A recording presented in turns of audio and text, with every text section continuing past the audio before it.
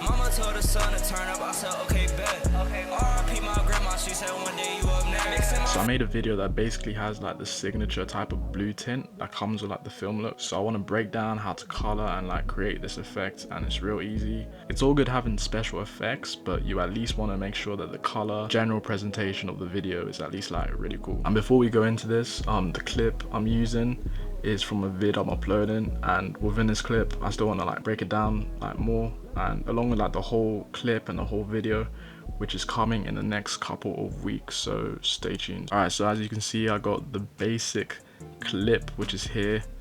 So yeah, so this is the clip. I'm gonna play it through once. It looks pretty smooth, you know. I wanted to make it a bit jaggedy, so I made sure it shaked at the end, because the whole like film effect. I think we can go into like the color tab.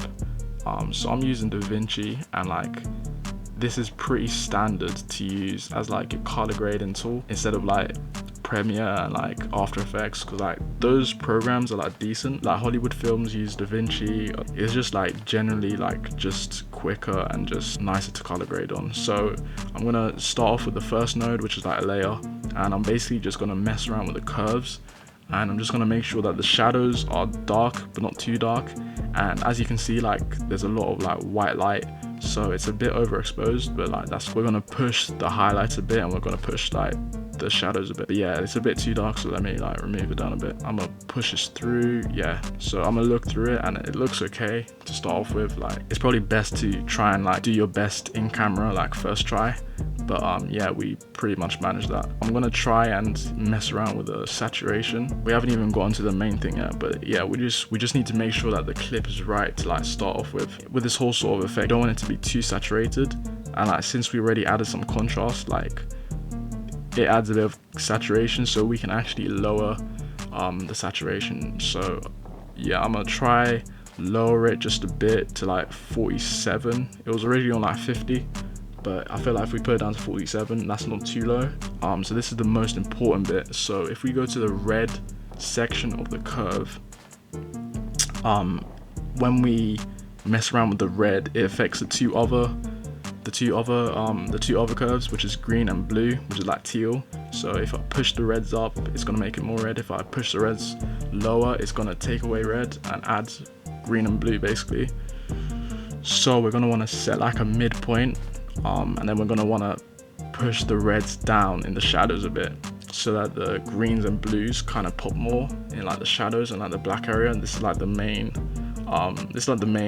look, like the main point of the look. It's like a blue tint in like the shadows, which is like really cool. Want to be really subtle with it, and as you can see from the before and after, like yeah, there's a change, but like it's nothing crazy unless that's what you're looking for. But like this, we want it to look like really cinematic, like a film look, like a movie type look. So yeah, I'm gonna add a new layer, so like a new node, and in this node, what we're gonna do, we're gonna fix the skin tones, because like if you make the whole image desaturated and add blue, like the skin tones could look kind of weird. So you're gonna want to pop it.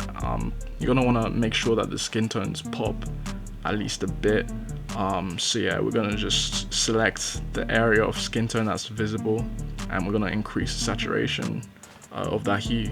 Basically all skin tones are in the same sort of area, like even if you're light or dark, like they're all sort of in like the orangey like red section. So we can just push it up a bit. You won't really see much of a difference to the eye. I changed the setting of my screen resolution, so on my laptop, so you won't even be able to see much of a difference, but in the long run the tint won't like overpower the skin tone. So now we go to luminance and saturation, and like the main point of this is to make sure that like the blue sort of pops, and if we put the saturation down in the shadows in the black, then obviously it won't look too blue. So you're gonna want to put it up like a bit, because if you put it down, then it's gonna be the shadows, the blacks will be black, and yeah, we don't really want that. We can put the whites to be white, because we want the whites to stay white, but yeah, we're gonna try and make sure that the blacks stay black. And yeah, that's for the color and everything, and the color grading, that's basically it. So now we want to mess with the grain. I got this grain piece from an online place, and I'm gonna just play the footage through. Yeah, so as you can see, it's looking pretty cool, but it's looking really digital, and like we can like make it look a lot more like we can add a bit of character with this grain sort of piece. So I got this grain from online somewhere, and we're just gonna like find a composite mode. I think for this composite mode, I'm just showing you what all of these do, but for the composite mode that works the best is probably something like overlay. Yeah, I think overlay probably works the best. But you might be able to notice it here, but this grain basically is like, it's more like noise, where it has sort of yellow, red and blue sort of particles, and I just want it to be like black and white sort of a grain clip.